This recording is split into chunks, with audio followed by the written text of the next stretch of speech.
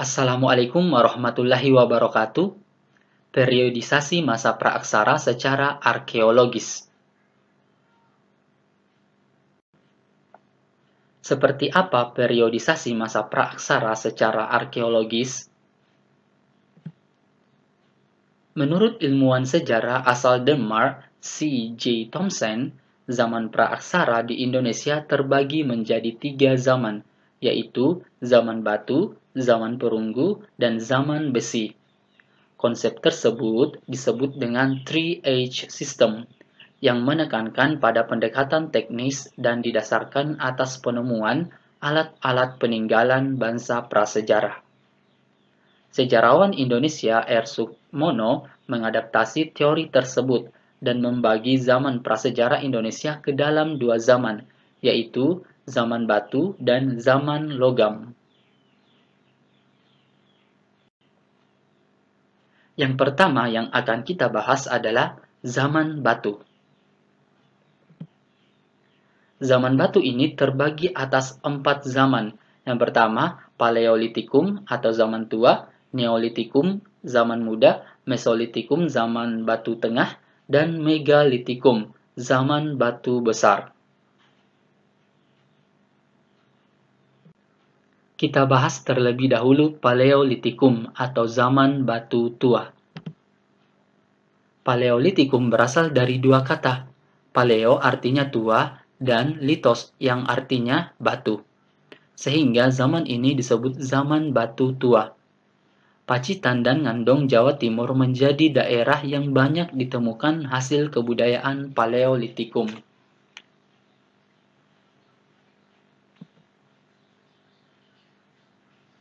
Ini adalah 2 contoh hasil kebudayaan Paleolitikum. Yang pertama, kapak genggam sebagai alat pemotong. Yang kedua, kapak perimbas untuk menguliti binatang, merimbas kayu, dan memecah tulang. Zaman ini terjadi 600.000 tahun yang lalu. Pada masa ini, manusia hidup secara nomaden atau berpindah-pindah. Manusia memperoleh makanan dengan cara berburu. Mereka memanfaatkan alam sebagai sumber kehidupan. Alat-alat hasil kebudayaan Paleolitikum terbuat dari batu yang berstruktur kasar dan belum diasah. Contohnya, kapak perimbas untuk menguliti hewan buruan, mengiris daging, atau memotong umbi-umbian. Berdasarkan penemuan fosil, jenis manusia purba yang hidup di zaman Paleolitikum antara lain Pithecanthropus erectus, Meganthropus paleojavanicus, Homo erectus, Homo soliensis, Homo wajakensis, dan Homo floresiensis. Berdasarkan daerah penemuannya, hasil kebudayaan zaman Paleolitikum dikelompokkan menjadi kebudayaan Pacitan dan Ngandong. Kebudayaan Pacitan ditemukan oleh von Koenigswald pada tahun 1935. Alat yang ditemukan berupa kapak genggam dan alat serpih yang masih kasar, yang selain di Pacitan, alat-alat juga banyak ditemukan di Progo dan Gombang, Jawa Tengah, Sukabumi, Jawa Barat, dan Lahat di Sumatera Utara. Kapak genggam atau chopper, alat penetak atau pemotong serupa kapak tapi tidak bertangkai, diperkirakan merupakan hasil kebudayaan manusia jenis Meganthropus. Kapak perimbas ditemukan juga di Gombang, Sukabumi, Lahat untuk merimbas kayu, memahat tulang, dan sebagai senjata. Diperkirakan merupakan hasil kebudayaan manusia Pithecanthropus. Kalian bisa perhatikan kedua gambar ini. Gambar pertama adalah kapak genggam. Gambar kedua adalah kapak perimbas. Kebudayaan Ngandong. Alat hasil kebudayaan Ngandong ditemukan di daerah Ngandong, Ngawi, Jawa Timur. Alat yang ditemukan berupa peralatan yang terbuat dari tulang dan tanduk rusa. Diperkirakan digunakan sebagai alat penusuk, belati, atau mata tombak. 1. Alat dari tulang binatang. Alat penusuk atau belati, ujung tombak bergerigi digunakan untuk mengorek ubi dan keladi dari dalam tanah dan menangkap ikan. Yang kedua, flakes, alat kecil dari batu chalcedon untuk mengupas makanan, berburu, menangkap ikan, mengumpulkan ubi dan buah-buahan.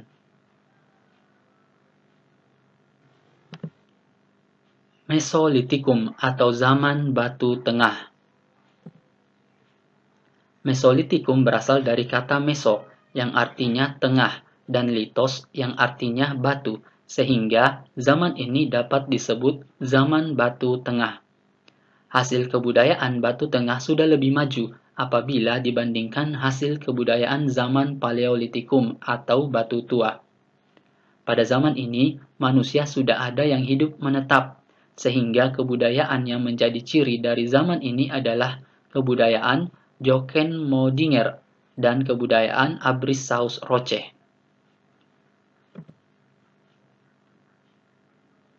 Jochen-Modinger berasal dari dua kata dalam bahasa Denmark, yaitu Jochen berarti dapur dan Moding berarti sampah.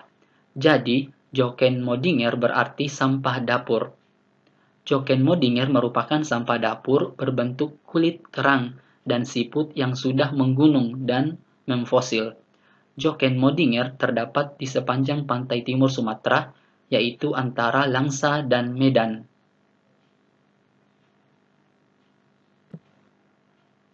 Abrissau-Roche. Abris artinya tinggal, saus dalam, roche gua. Jika digabung berarti gua tempat tinggal manusia purba untuk melindungi diri dari ancaman cuaca dan binatang buas. Pada gua tersebut dapat ditemukan alat-alat seperti ujung panah, flakes, batu pipisan, serta alat-alat dari tulang dan tanduk rusa. Kebudayaan Abrissau-Roche dapat ditemukan di Besuki, Bojonegoro, juga di daerah Sulawesi Selatan. Kalian bisa perhatikan kedua gambar ini. Gambar pertama adalah Jochen-Modinger dan gambar kedua adalah Abrissau-Roche.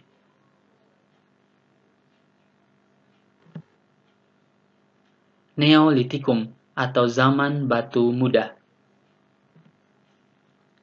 Neolitikum terdiri dari dua kata, yaitu neo berarti baru dan litos berarti batu. Neolitikum disebut juga zaman batu baru. Terjadi perubahan mendasar pada zaman ini, yaitu ditandai dengan kehidupan masyarakat praaksara yang mulai menetap dan bercocok tanam. Hasil kebudayaan yang terkenal dari zaman ini adalah kapak persegi dan kapak lonjong.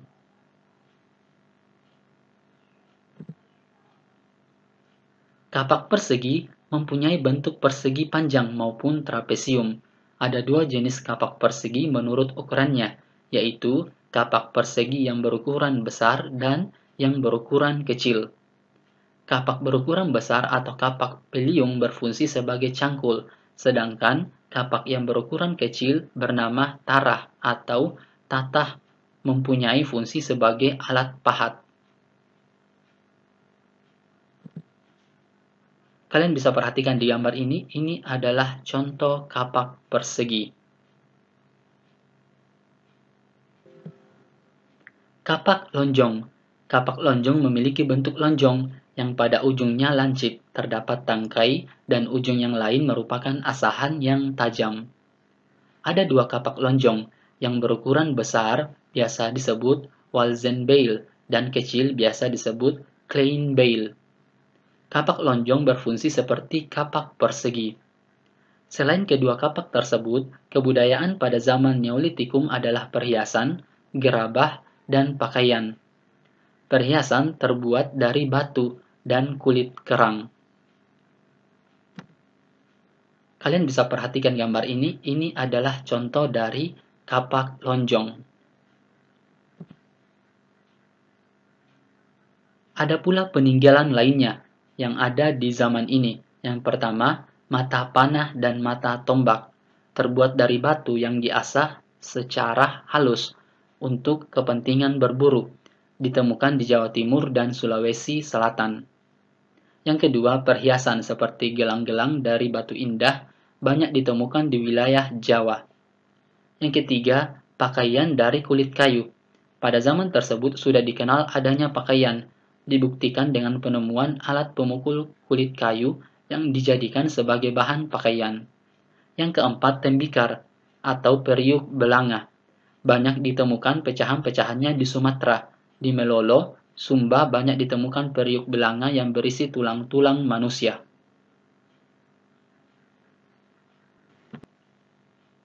Megalitikum atau zaman batu besar. Megalitikum terdiri dari dua kata, yaitu mega berarti besar dan litos berarti batu. Megalitikum berarti batu besar.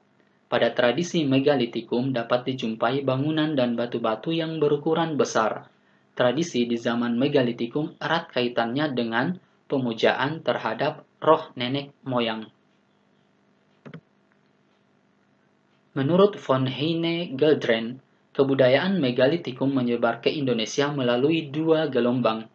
Pertama adalah megalitikum tua, 2500 sampai 1500 sebelum Masehi, yang menyebar ke Indonesia pada zaman Neolitikum, di bawah oleh pendukung kebudayaan kapak persegi atau Proto-Melayu. Contoh bangunan megalitikum adalah menhir, punden berundak-undak, dan arca-arca statis. Sedangkan masa megalitikum muda 1000 sampai 10 sebelum Masehi menyebar pada zaman perunggu di bawah oleh pendukung kebudayaan Dongson atau Deutro Melayu. Contoh bangunan megalitikumnya adalah peti kubur batu, dolmen, waruga, sarkofagus, dan arca-arca dinamis.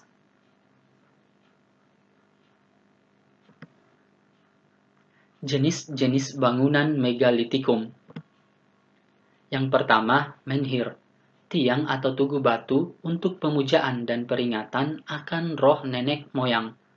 Menhir banyak ditemukan di Sumatera Selatan, Kalimantan, dan Sulawesi Selatan. Yang kedua, punden berundak. Bangunan yang tersusun bertingkat berfungsi sebagai tempat pemujaan roh nenek moyang. Punden berundak bertingkat 3 memiliki makna tersendiri. Tingkat pertama melambangkan kehidupan saat masih di kandungan. Tingkat kedua melambangkan kehidupan di dunia. Dan tingkat ketiga melambangkan kehidupan setelah meninggal. Punden berundak ditemukan di daerah Lebak Sibeduk, Banten Selatan. Yang ketiga adalah dolmen, meja batu tempat meletakkan sesaji untuk persembahan pada roh nenek moyang. Dolmen yang merupakan tempat pemujaan ditemukan di Telaga Mukmin, Sumberjaya, Lampung Barat. Di bawah dolmen sering ditemukan kubur batu untuk meletakkan mayat. Kalian bisa perhatikan gambar-gambar ini. Gambar pertama adalah menhir. Yang kedua adalah menhir. Gambar ketiga adalah punden berundak. Dan gambar keempat adalah dolmen. Yang keempat adalah sarkofagus. Peti kubur batu yang terdiri dari wadah dan tutup. Pada ujung-ujungnya terdapat tonjolan. Sarkofagus memiliki jenis bentuk dan ornamen yang berbeda. Di dalamnya ditemukan tulang-tulang manusia dan bekal kubur berupa periuk, beliung persegi, perhiasan, dan perunggu dan besi. Sarkofagus banyak ditemukan di daerah Bali. Yang kelima, kubur batu. Peti mati yang dibentuk dari 6 papan batu. Paling banyak ditemukan di daerah Sumba dan Minahasa. Yang keenam, waruga. Kubur batu khas Minahasa. Kebanyakan berupa kotak batu dengan tutup berbentuk segitiga, mirip bangunan rumah sederhana. Yang ketujuh, arca batu. Patung-patung dari batu berbentuk binatang atau manusia. Bentuk binatang yang digambarkan yaitu gajah, kerbau, harimau, dan monyet. Daerah penemuannya yaitu di Pasemah, Sumatera Selatan, Lampung, Jawa Tengah, dan Jawa Timur. Kalian bisa perhatikan di gambar-gambar ini, gambar pertama adalah contoh sarkofagus, gambar kedua adalah contoh kubur batu, gambar ketiga adalah contoh warugah, dan gambar keempat adalah contoh arca batu.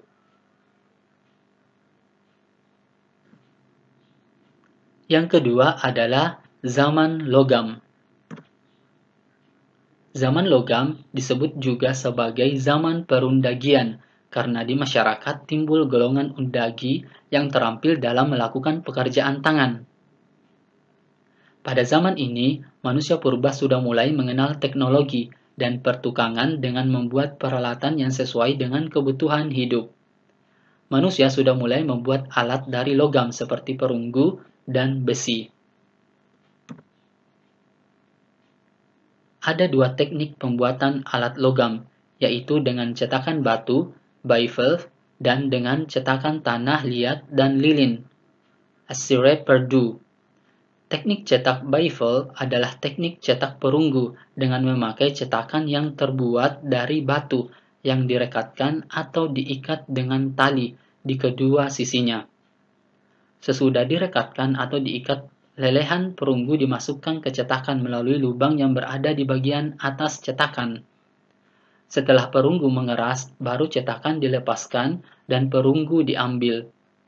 Teknik cetak bivalve ini bisa dikerjakan berulang-ulang, sebab cetakannya tidak dileburkan seperti teknik Assire Perdue, sehingga begitu cocok untuk menghasilkan benda massal seperti alat-alat rumah tangga dan lain-lain.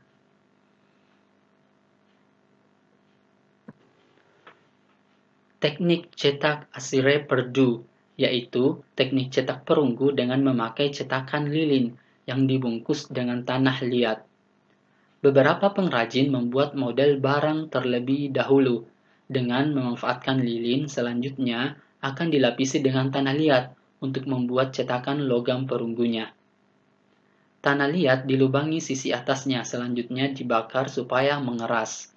Karena dibakar, lilin yang ada di dalam tanah liat akan mencair dan keluar dari lubang tanah liat. Setelah cetakan jadi, perunggu cair dimasukkan ke dalam cetakan tanah liat dan diamkan mengeras, lalu cetakan dipecah untuk mengambil hasil cetakan perunggu. Teknik ini hanya untuk sekali pakai saja. Maka bila ingin membuat kembali, harus membuat cetakan lagi. Zaman logam dibagi menjadi 3, yaitu zaman tembaga, zaman perunggu, dan zaman besi. Namun, zaman tembaga tidak terjadi di Indonesia. Kalian bisa lihat di gambar-gambar ini, gambar pertama adalah contoh teknik bivalve, dan yang kedua adalah contoh teknik Assire Perdue.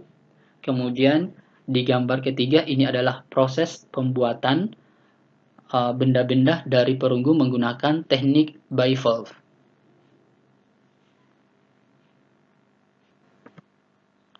Kita bahas zaman perunggu. Pada zaman ini, manusia telah menetap dan mulai mengenal pembagian kerja berdasarkan keahlian tertentu. Oleh karena itu, kehidupan masyarakat pada zaman ini telah mengenal adanya pembagian status berdasarkan jumlah kekayaan yang dimiliki.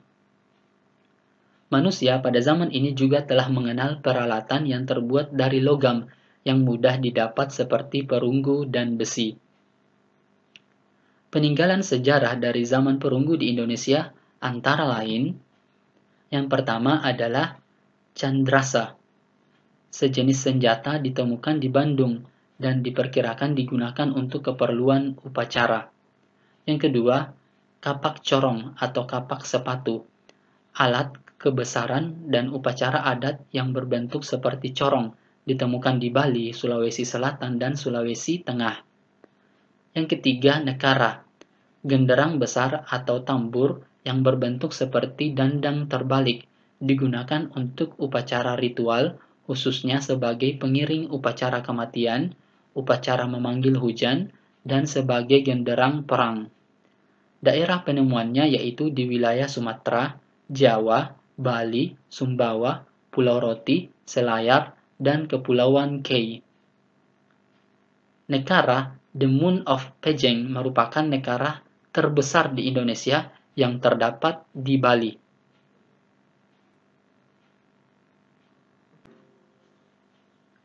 Yang keempat adalah moko, sejenis nekara yang ukurannya lebih kecil, berfungsi sebagai benda pusaka seorang kepala suku, benda yang diwariskan kepada anak laki-laki kepala suku dan juga sebagai mas kawin. Moko lebih banyak ditemukan di Pulau Alor dan Manggarai, Pulau Flores. Yang kelima, bejana perunggu. Memiliki bentuk seperti periuk namun langsing dan gepeng. Di Indonesia, bejana perunggu ditemukan di tepi Danau Kerinci, Sumatera, dan Madura. Kedua bejana yang sudah ditemukan memiliki hiasan yang serupa dan sangat indah, berupa gambar-gambar geometri dan pilin-pilin yang mirip huruf J. Yang keenam adalah arca perunggu. Ada yang berbentuk manusia dan ada juga yang berbentuk binatang. Umumnya kecil dan terdapat cincin pada bagian atasnya. Cincin itu digunakan untuk menggantungkan arca itu karena arca tersebut juga digunakan sebagai liontin. Ini ditemukan di Bangkinang, Riau, Palembang, dan Limbangan, Bogor. Kalian bisa perhatikan gambar-gambar ini. Gambar pertama adalah candrasa, yang kedua adalah kapak corong, yang ketiga adalah nekara, yang keempat adalah moko, yang kelima adalah bejana perunggu, dan yang terakhir adalah arca perunggu. Berikutnya adalah zaman besi. Pada masa ini, manusia telah mampu membuat peralatan yang lebih sempurna dengan bahan besi, yaitu dengan meleburkan biji besi dan menuangkannya ke dalam cetakan. Hasil peninggalan dari zaman besi yang ditemukan di Indonesia yaitu mata kapak, mata sabit, mata pisau, mata pedang, cangkul, dan sebagainya. Mata kapak digunakan untuk membelah kayu, dan mata sabit digunakan untuk menyambit tumbuh-tumbuhan. Benda-benda tersebut ditemukan di Gunung Kidul, Yogyakarta, Bogor, Besuki, dan Punung, Jawa Timur. Kalian bisa perhatikan di gambar-gambar ini, gambar pertama adalah contoh kapak, yang kedua adalah sabit, dan yang ketiga adalah mata pedang. Oke, cukup sekian pembahasan kita, semoga bermanfaat. Terima kasih. Assalamualaikum warahmatullahi wabarakatuh.